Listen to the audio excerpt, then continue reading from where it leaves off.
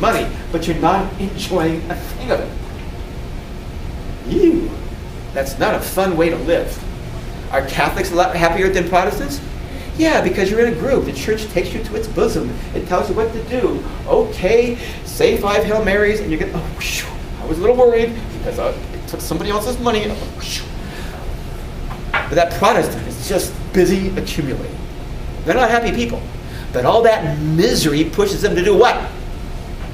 Get more money. Okay.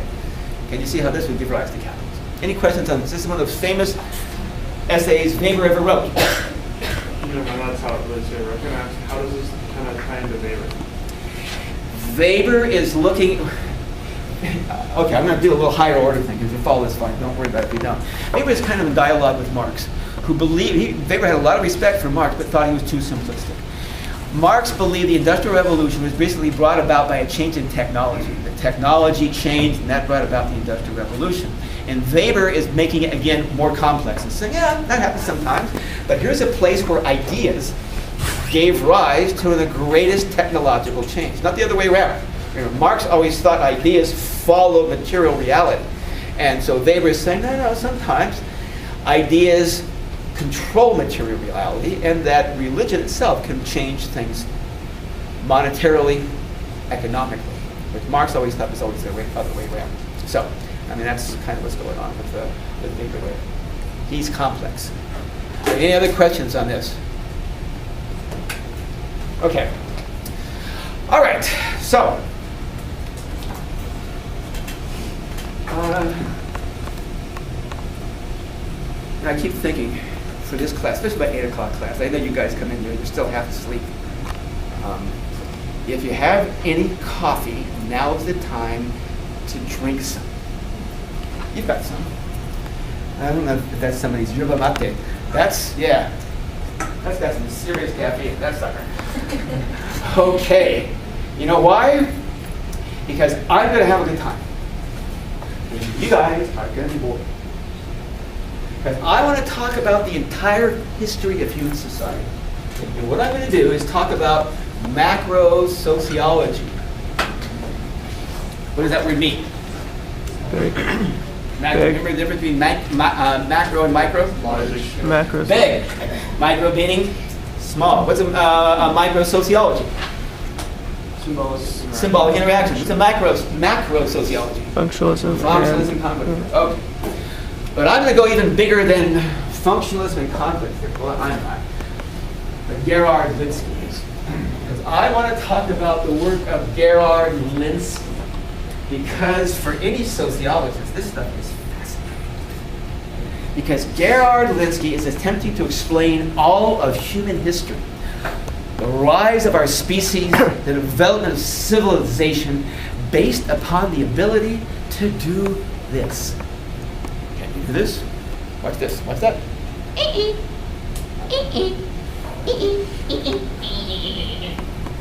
Nope. What is it? Opposable thumb. The opposable thumb. The opposable thumb allows us to do what? Hold whiteboard markers? Yes. Is that the secret of human civilization? Yes. Well, not just whiteboard markers, but more generally the use of what? No, not just weapons. More generally even the weapons. The use of tools.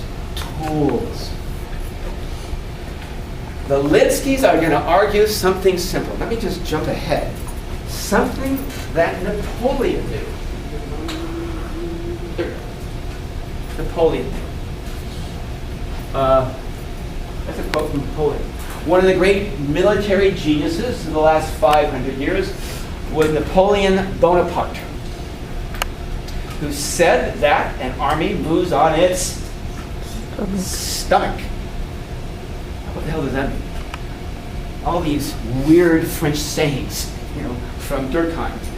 In religion, society worships itself, and from Bonaparte, an army moves on its stomach. What the hell does that mean? That one's actually not as weird, because that one just means that if you don't have food and morale, the army's not going to go anywhere. Exactly.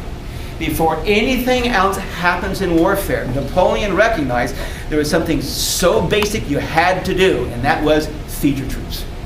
Before a single cannon was fired, before a single cavalry charge was engaged, before a single sword came out of its sheath, you had to make sure your troops were fed, because if they were starving, they weren't going to fight. And for Lenski, I had to do a little bit of that reading. That's the secret of all human civilization. Technology is the key, he says. Technology is going to be in back of every major change in human civilization. That is, tools. But he's going to be much more specific. He's going to argue the kind of tools, the kind of technology that's most important is something called subsistence technology, which is quite simply the production of food. That's it. That's the key to human civilization.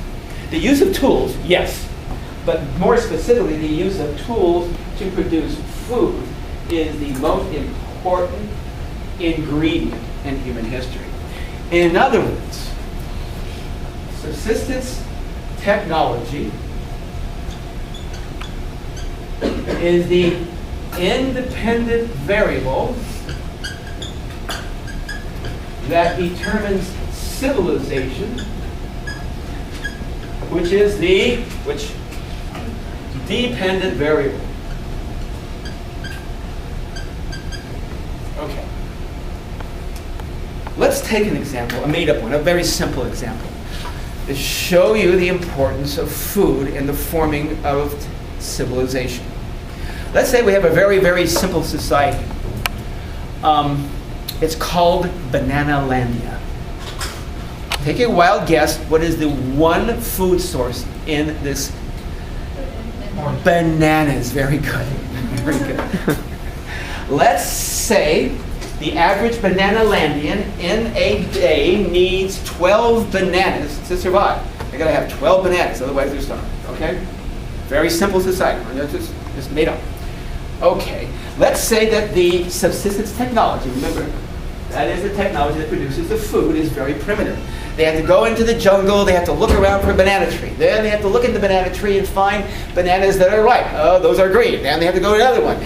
Let's say the primitiveness of this technology says that on average, the average Bananalandian can produce one ripe banana sufficient for eating per hour. Got it? One banana per hour. And they need 12 of them. So what are they going to be doing all day long? Looking for friggin' bananas. When they get up in the morning, what are they going to start doing? Looking for bananas. Just before they go to bed at night, what are they going to do? Look for more bananas. Is civilization possible with this kind of society? No. No. How come?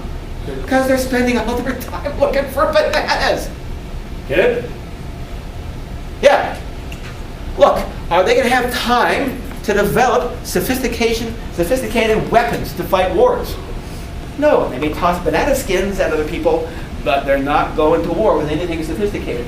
Is this a society that's going to develop writing? No, because they're busy eating or looking for bananas. Now, in this society, will they have probably some kind of religion? Yes. What is their God going to look like? A banana. And this is a form of what? What kind of religion? If it's worshiping nature, it's animism. See where I'm going? Look, this is that simple. That their primitive technology is so limited. They're spending all their waking hours. Okay, but what's this?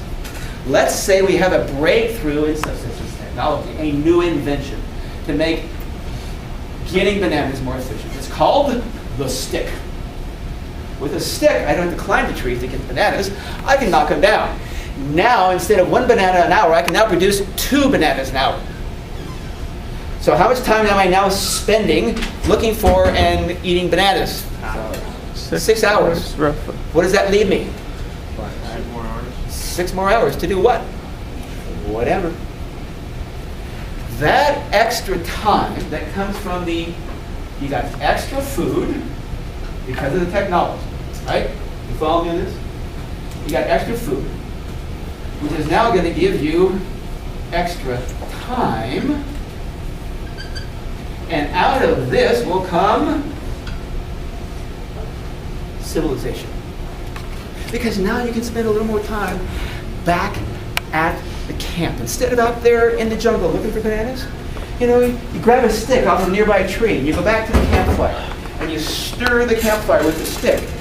Oh, and you notice, boy, the point of that stick gets harder when you stick it in the fire. And what can you use that as? A spear. Now we're going to go to war with the more sophisticated. But until we have the time to make a spear, all we're doing is looking for bananas. Or I might take that stick, instead of making a weapon out of it, I might doodle in the sand back at the campfire and think, whoa, art. Or maybe writing. Or maybe I'll just spend my time thinking about my relationship to the great banana forest and think, that's a little too simplistic. My thought, I've got some time to think about it. I think there's something more important than bananas out there. And all that comes by way of what? Time.